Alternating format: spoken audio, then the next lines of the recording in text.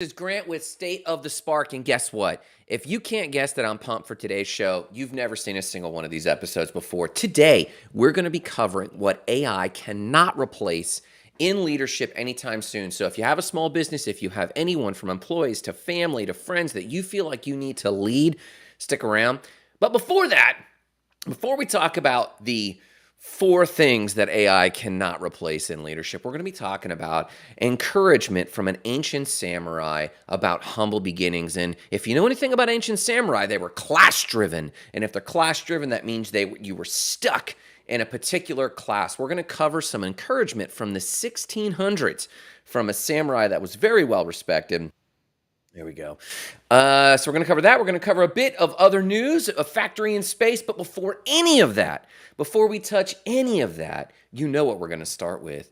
Morning cup of gratitude. What are you grateful for this morning? If you cannot share what you are grateful for, you're constipated. If you've seen a single one of my shows, you know that I encourage you to be able to start your day with gratitude because I believe it is the threshold of so much more. And I believe in this so much that I've named my cup. I've named my cup gratitude so that I'm reminded every time I drink from this cup to express gratitude. And so in the comments below, if you're catching the show now or later, tell me what you're grateful for. Because if you cannot express what you're grateful for, if you cannot actually look at the universe and find things to be grateful for, I don't know how you're getting by. Reach out, text me, or call me. You must be hanging on by a thread. I'll start with my morning cup of gratitude.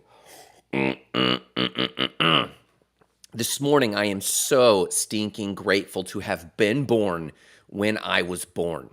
I am so grateful that I was born in 1979, and our first TV was a big box set that sat in the living room, and I played Atari on that. I eventually had a big Dell computer. I eventually had a cell phone that was a flip phone. I had a pager. I believed that we were going to be flying around in jetpacks. And lo and behold, we now have factories in space and private space flight. And I'm able to go live. I never dreamed that I could have my own show that goes live all over the internet. I wanted to be on a show. I wanted to have my own show, but I never thought that that would actually be possible in this way. I'm so happy and grateful and full of joy to have been born when I was born, because also we, those who are born pre-internet, have a unique view that can help the young people today bridge and lead. And that's part of what our lesson is today, is how you can be a better leader, because a lot of even leaders are starting to waver now on their role. A lot of managers, but leaders are starting to question, what is the role of leadership in a post-AI world? Well, we're going to get into that later, but I cannot express to you for my morning cup of gratitude how absolutely grateful I am to have been born when I was born, so that I have the perspective that I have, where I can enjoy all the advances of technology, but also be confident in my space in society, because I know how to lead, and I'm going to share that with you a little bit later. Tell me what you're grateful for in the comments. Otherwise, you're going to have to check your pulse. If you're even truly living, you might be alive, but are you living if you cannot express gratitude? Tell me in the comments what you're grateful for, and let's talk about other news. Now, don't forget, if you need someone who needs encouragement, like or subscribe. It's the lifeblood of the show. It means a lot to us if you like or subscribe, or share with a friend who just needs some encouragement, because we're going to be talking about some encouragement from an ancient samurai in the 1600s who understood the value of a come-up. We'll talk about that in a second. But first, space factories. Listen, we know, if you've ever seen Star Trek, you know that they build a lot of these spaceships in space. And there's been experiments on the International Space Station. But back in 2019, Merck launched a product called Keytruda. Now, Keytruda was a cancer drug. And for those who don't know, this cancer drug is delivered through an IV because it's an unstable drug. They have to suspend it in a certain liquid. That liquid keeps it stable, and then they put it in an IV. It's very toxic for the body, very difficult. Well, back in 2019, Merck ran an experiment on the International Space Station on actually creating this drug and crystallizing it in microgravity, so that it can be administered as a shot instead of an IV. It's far more stable. It's far better for the patient. It's less invasive on so many other systems. They could even theoretically target its location with a needle instead of having to take it through an IV drip through their entire body. You see, particles behave differently in microgravity. That was in 2019. And this microgravity research can typically be done on parabolic flights. Basically, if you take a space or a plane to the edge of space and go up and then drop quickly for about a minute, you can actually run experiments. But what experiments could you get done in microgravity in a minute? Hardly any. You see, this experiment that Merck did in 2019 on the International Space Station actually took 18 days.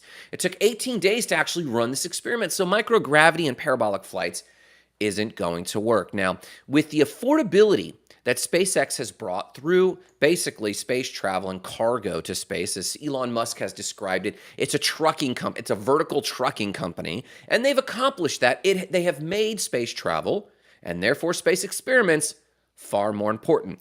Just this week on June 12th, or last week, Varda Space Industries was actually able to put the first functional autonomous space factory into space.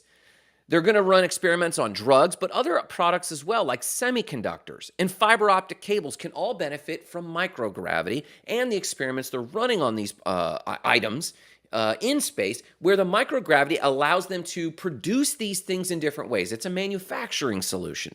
So the Varda-made modules, there's two components. One component actually has robots, autonomous components that will actually create the products they're doing, and another platform or module that's a re-entry module where they'll put the final result and it can return to Earth safely. Now, one of the first tests is profound. You got to hear me on why this is so important. They're going to be testing an HIV drug called, I'm going to butcher this, ritonavir.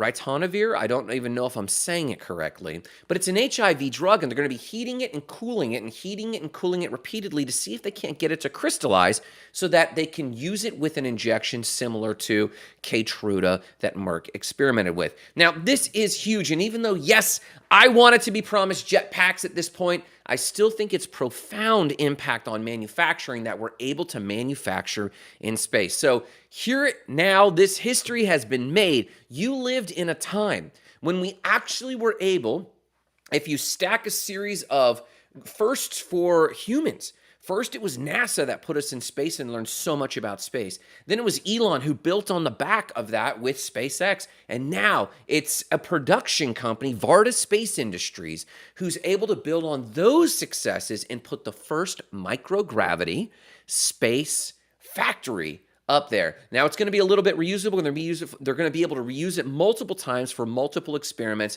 but this paves the way for so many more experiments in manufacturing, which has to be done in space so we can mine space rocks. That's coming next. Let's talk about the market. Real quick, in the TradFi markets, the Dow is at 34,500. Now, this has hardly moved from last week when I reported it at 34,200. The S&P 500 is at 4,000. The S&P 500 is at 4,455. Last week I reported as 4,300. Hardly moved at all, but it's all up a little bit.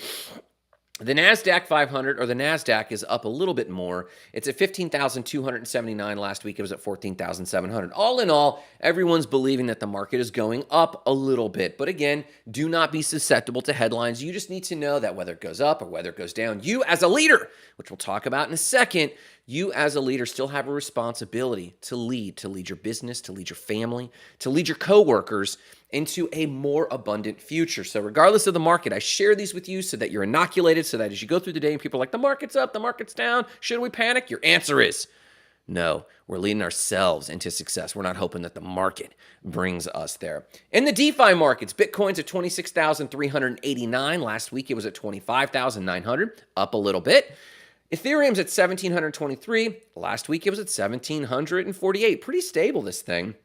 Cardano 88 is at about 25.259 cents, so just around 26 cents. And last week it was at 28 cents. It's down a little bit, and I'm buying up a ton. That's not financial advice. That's just what I'm doing. And XRP Ripple's at 0.488 cents, almost 49 cents. Last week it was at 51 cents, almost 52 cents. And that case is about to wrap up. Who knows what the market's going to do once that case wraps up.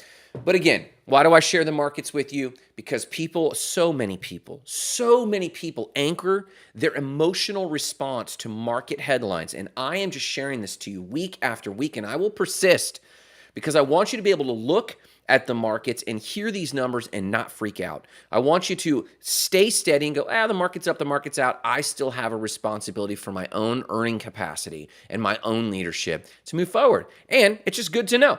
Let's talk about encouragement from a samurai about humble beginnings. Now, for those who don't know, the ancient samurai were part of a very strong class-based structure. Very strong class-based structure. You were farmers, or you were administrators, or you were masons of some kind. But then there was the samurai class, and for a long period of time, not always, but for a long period of time, they were the dominant class, and a lot of people could only enter that class if they were born into that class, if they were of that class. And it was very rare that a farmer, for example, or a mason or an administrator would step into the warrior class. In fact, it was frowned upon. If you can imagine what you might project Indian society to be in the class structure there, the Japanese samurai structure was almost as intense. So it was very rare. Now, can you relate to this? You might have been born well off, but I venture a guess that most of you were actually born with some sort of challenge. Your parents were divorced and you weren't ready for that. There wasn't a lot of resources. Maybe you had a personal disability, or you had ADD, or you were born in the wrong neighborhood, or you were born the wrong gender. A lot of people started out what they believe was behind the eight ball. They were born with a hard luck. They were dealt with a bad hand. Pick your metaphor. The samurai class often, if you were born a farmer, that was your lot in life forever, in most of society. But I want to read you something from an ancient text. This text is one I've brought up now and again, called the Hagakure by Yamamoto Tsunetomo. And this guy was a phenomenal writer of ancient samurai. And he wrote this book because the samurai class was getting fat and lazy. They were starting to actually be overweight. They were starting to not train. They were starting to believe that the position in society was fixed. They were the fat cats in society. They were the Jeff Bezos of society. They were the ones who looked like they had it all together. And Yamamoto said this: a samurai retainer is just like this. A person rises from the humble beginnings to the higher classes because they bring value. He was correcting the samurai class because the samurai class believed that you were born into this.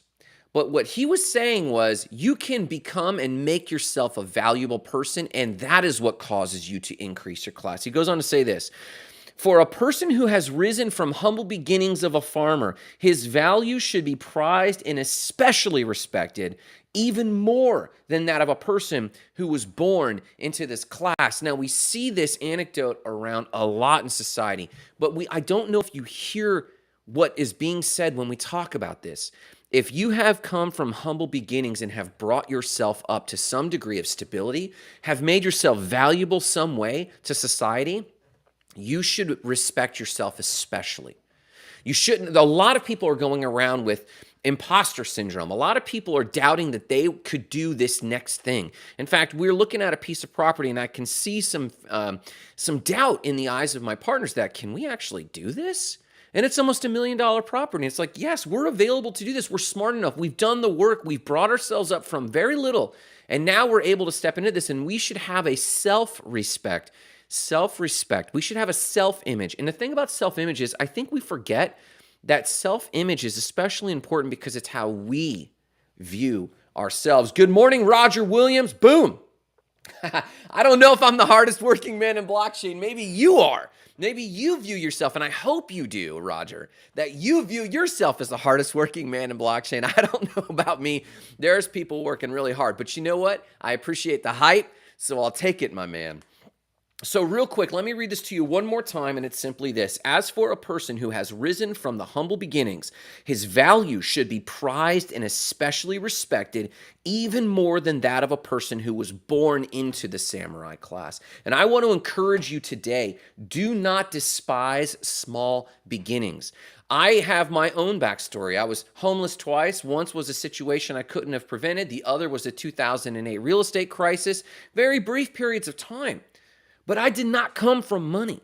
people often see that I'm a white male and they assume a lot. They see that I'm a little put together, that I have a few businesses, but I came from very little. Not to deride my parents. They were phenomenal. They did amazing. They raised me up. They fed me books. They taught me to be creative. Even though my parents divorced, each of them fed into me in very important ways. But we were not a wealthy family. So I encourage you today. I don't know your background. I don't know if you went to school. I don't know if you feel undereducated. I don't know if you feel you were born the wrong skin color. I don't know if you feel like you were born in the wrong country. But I am here to encourage you, just as a samurai can encourage you from the 1600s to say, listen, it doesn't matter where you were born. What matters is the value you bring. And Roger, if Roger, you're still watching, I know Roger's bringing a lot of heat to his industry. He's bringing value. And that's why people like us are convening on LinkedIn, because we're hoping to be of value and of service to this world. So I do encourage you, check out the book, The Hagakure. Read it when you can. The paradigms of the samurai are so relevant for today. And what else is relevant for today? AI is having its way with a lot of people's self-confidence and self-image. And I'm going to be addressing this in how to basically the things that a leader needs to seek to do, no matter what AI is doing, because it's stuff that AI cannot replace. And let's get into that in just a quick moment. A few quick business updates. Spark Billing Solutions is still going at it. Please check them out. Spark Billing Solutions, they're doing fantastic work. They're expanding, growing, and going, taking on memberships and clubs and helping them do their billing and processing. Doing great stuff. Follow them. Boom. Roger says, still here, brother. Love the message. Definitely checking out the book. And, you know, Roger, I don't know about you, but I love reading on warrior culture today. I really need to douse myself in that, because I think I need to steel my mind for a lot of the influences going on, which, you know, I believe in practicing reckless optimism, you know, but we also need to practice a hardening of the mind, because there's a lot of conflict out there. So again, check out Spark Billing Solutions, Spark Sites. We're putting on our end of the quarter event talking about Marketing 3.0. So all of our free tickets have been taken up. We have a few paid tickets. If you're going to be in the Florida area, the Central Florida area, reach out. We got a few tickets. It's really affordable. It's $40. It's just a reason for us to get together, talk about Marketing 3.0, and then hear about your business and where that's at. Spark Training in Q3 is coming. We're launching our mastermind. If you have a project, if you need a mastermind, if you need accountability, if you need a framework on how to grow your company, we're going to be delivering that to our mastermind group that we're going to be putting together, which will also have NFT content access. That's coming. And then lastly, a quick update in real estate. No promises here. We're just exploring, but I'm committed to building in the open. But I believe in crypto. I believe in TradFi. I believe in real estate. I believe that we have the ability to grow in every domain we touch. And so we're looking at a campground right now. Might not come through. There's a few processes that we have to walk through. But over the weekend, I was working on Sunday. I don't know about you, filing all of our financial information so that we could get approved for this particular type of loan that we're looking at buying a 20-unit campground. Can't promise it's going to happen. Anything could happen in real estate, but just a quick update that we're pushing forward. Let's talk about AI and how it's disrupting nearly everything except the heart of a true leader. Let's talk about it. In a recent survey, 31,000 people surveyed, 49% of them said that they were full of fear. What were they afraid of? They were afraid that AI will take their jobs. Now, real quick, I do want to give you this link. I think it's important that you have these links here. Let me drop this in the comments for you. Copy there, paste that there, boom. Let me drop this over here, boom. I recommend you read this article. It's interesting. That means if we extrapolate, it's 31,000 people is not a small survey. It's a decent-sized survey. That means that if we extrapolate this to the workforce of America, 66 million people go to work in fear that very soon their jobs will be replaced with AI. And guess what? They're not necessarily wrong. Now, I did read somewhere that the World Economic Forum expects that over the next 15 years, about 84 million jobs will be lost, but they do believe about 97 million jobs will be built. Roger says everything starts in the mind. Someone said something deep the other day. If you look around the room, everything in the room you see has come from someone's thought into the physical. And Roger, I believe in this 100%. In fact, I say there's two steps of creation. The first is in the mind. The second is when you put pencil to paper and you have begun to manifest that thing even with graphite or zeros and ones as you type about it. There are two stages of creation, and everything from this camera to your or your LinkedIn post to this live stream to that sign, someone thought about this first. And that is deeply profound. But here's the trick. Of all the things we see, even in my background, that came from someone's mind, most people go through life in fear. They're reactive instead of proactive. People who create, they're proactive people. They see an opportunity and act on it. But most people are reactive and they're not building with their mind. They're operating in fear. And as this survey said, about 66 million Americans go to work in fear that they are not valuable enough, like the samurai said in our previous teaching, that they're not valuable enough to stick around after AI.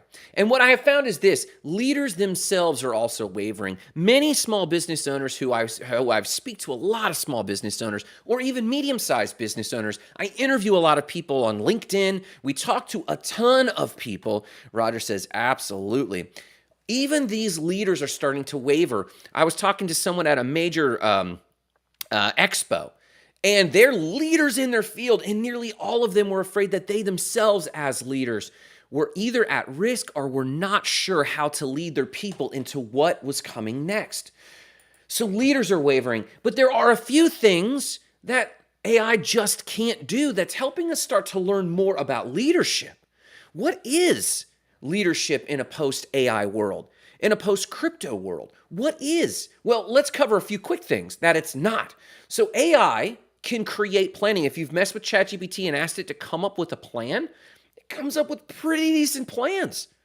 So leadership isn't planning.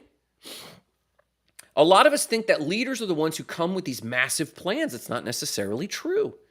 AI can create logical outcomes, so leadership is not necessarily logical thinking. In fact, if you're in the room and you think, I think better than everybody because I can think logically, you're wrong.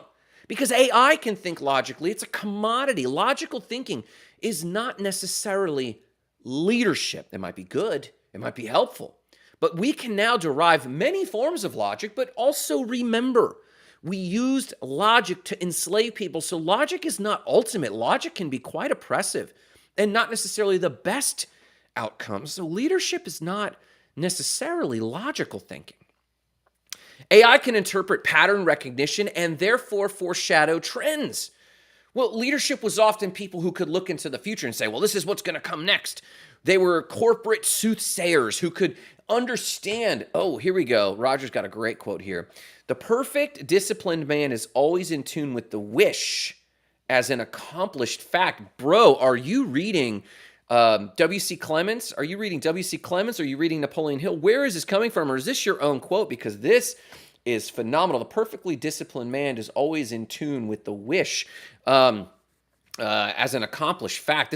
There's Bob Proctor's got a great quote in his Teaching from Fantasy to Fact, and this is almost it to a T. I love this. So AI can interpret in pattern recognition and foreshadow trends. So leadership is not necessarily pointing out where things are going, though it's a perfectly powerful skill. Very soon AI will have, if we're in the omniscient age, which I believe we're no longer in the information age, we're now in the omniscience age where we have all information and the attitude of the average person isn't seeking for information. The average person now is trying to look at the information and filter it, but they're feeling overwhelmed. So leadership itself is evolving in a post-AI world because we're learning that, well, if AI can do it, that's not leadership, because leadership is something else. And we know that we can look into the workplace, and even though we are struggling now to articulate, we only recently have been able to actually articulate to ourselves. Stump Nation, yo, what's going on, man? Thanks for stopping by.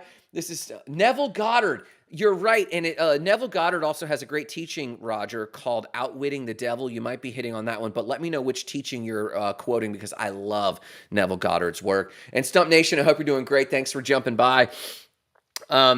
So we're realizing that as we're touching AI and we're experimenting with AI, anyone who has an eye on leadership is realizing that there is something still sacred and powerful about leadership that AI is not touching, but we're also redefining leadership. It's not planning. It's not logical thinking. It's not foreshadowing trends and looking forward.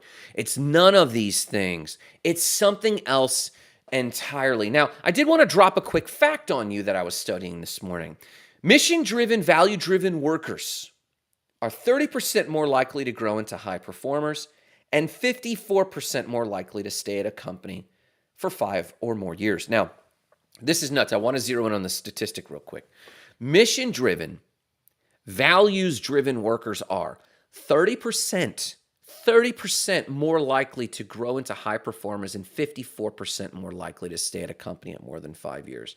Now, listen, I'm a little pressed for time this morning. And if you can't feel by my energy, I'm pumped and I got a lot to do. My man, Victor, I haven't seen your face in a minute. Happy Father's Day 100 times over, however many lovely children you have, Victor. And happy Father's Day to all of you guys out there who do have kids or even furry friends. Mission-driven, values-driven workers are 30% more likely to grow into high performers and 54% are more likely to stay at a company more than 5 years. As a business owner, if you own a business, you know that if you can get an employee to stay over 18 months, you're winning. But if you can have employees that are mission-driven and values-driven, there's something to that. Now, here's the thing.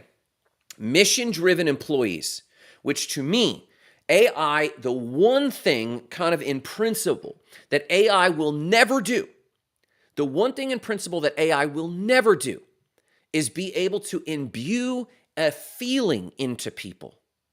And that feeling is to be mission-driven or values-driven, to say something, not just to say a logic, but to say something in a certain emotive way that connects with the values and mission of that individual, that triggers an emotion that causes them to want to be 30% more likely to be a high performer, 54% more likely to stay more than 5 years. This can only happen in a small business or a project like Roger Williams with Li-Fi, or what Victor's into with AI art and his Afro-Caribbean art on NFTs. Whatever that is, there has to be a vision, and this is something that AI cannot do. So let me give you 4 quick things that I believe you should start doing today, that you should double down on as a skill. Yes, you need to understand AI. Yes, you need to mess with crypto and NFTs. Yes, you need to trade. Yes, you need to participate in all of that. But these other skills, augmented with those skills, you will be an unstoppable leader because people are feeling more and more lost. The more lost people feel, the more valuable leadership becomes. But do not be one of these leaders who questions their own role, because there's a sacred, powerful role in leadership that is desperately needed today. Here are the 4 quick things. Number 1, actually, keep an eye. He's got an artist for you, everybody. Keep an eye on Ali Murat Korkmaz and his Curiosity AI. We'll take a look at that. That is powerful. I'm actually going to start with number 2 on the 4 things you need to focus on as a leader real quick. I'm going to start on the second because when I get to the last one and then tell you the first thing, I think it's going to be even more powerful. The second thing you need to actually focus on is enable the people around you to look boldly at all the options available to them. Right now, people are feeling massively overwhelmed. They look at all the options. Should I look at Victor's art? Should I look at the next meme coin?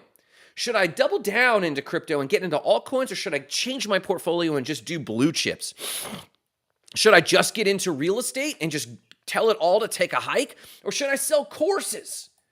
What should I do?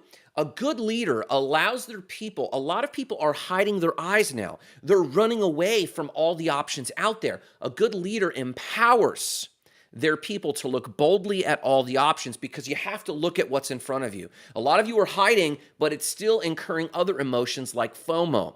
To prevent that, a good leader is helping the people around them look boldly at all the options and therefore feel. Now, here's the trick. In helping them look at all the options, you're also responsible that that process enables them to feel empowered, not overwhelmed. Number 3, a leader helps them from looking at the options. A leader helps them then choose their thing, their one thing, and helps them feel empowered, not FOMO. A good leader is identifying that your followers are feeling an extreme amount of FOMO, not because they're not doing things, but because they are exposed to so many options out there. So the third thing a leader can do today, the skill you need is to help them, which is point number 2, look at all the options and feel empowered that they have seen the options, not overwhelmed at seeing the options. I'm empowered. I know what's available to me. I feel strong that I've surveyed it. I feel self-confident and built up my self-image. And now, you're then responsible to help them choose their thing of the options. And that choice should edify their self-image.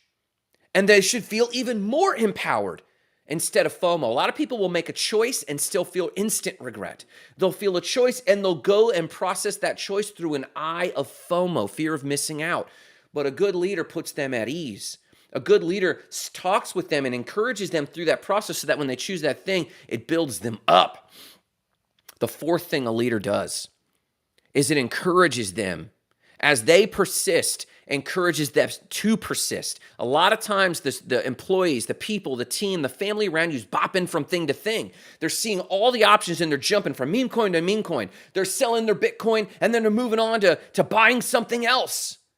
And the time in market is the number one way to make money, time in market, but they're jumping around. They're buying this artist's NFT and then jumping and getting rid of that. They're buying low or they're buying high and selling low. But a good leader encourages the people around them, their employees, their friends, their family, their coworkers, to simply persist. But in persisting, a leader can do another thing, and that's help them feel empowered instead of bored.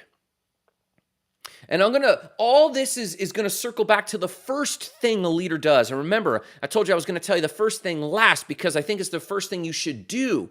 But for the sake of hitting home the point, I'm saving it for last, and it's this. A good leader, something that AI can never do, a good leader can help their friends, coworkers, employees tell their own story to themselves. And in the telling of the story to themselves, help them feel empowered, not like an imposter. A lot of you have come from humble beginnings. If you were here earlier in the show, you heard me read from the samurai who talked about humble beginnings. A lot of us have come from humble beginnings. A lot of us are still in our humble beginnings. But the story we tell ourselves is often disempowering. And if you notice, the 4 things I gave you are meant to not only guide you in how to guide your employees, coworkers, friends, and family. Not only to guide them, but to guide them into these decisions that help them feel empowered.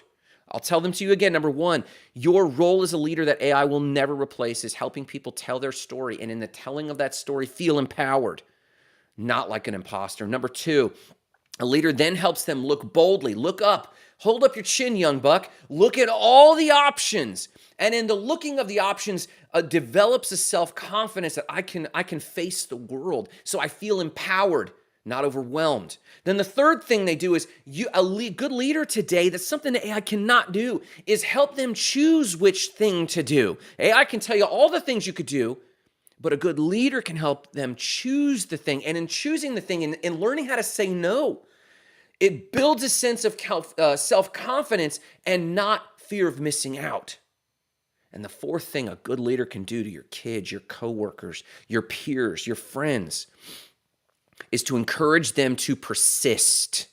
And in the persisting, develop a mental resistance that helps them feel, you got it, empowered, not bored. These are things that leadership will be required to do as AI starts to really wreak havoc, not just in the workplace, but in the hearts and minds of workers who are already feeling insecure, who are already not confident of their place in the world. A good leader will never be replaced because it's not only how to tell your story, how to look boldly at options, how to choose your thing, how to persist.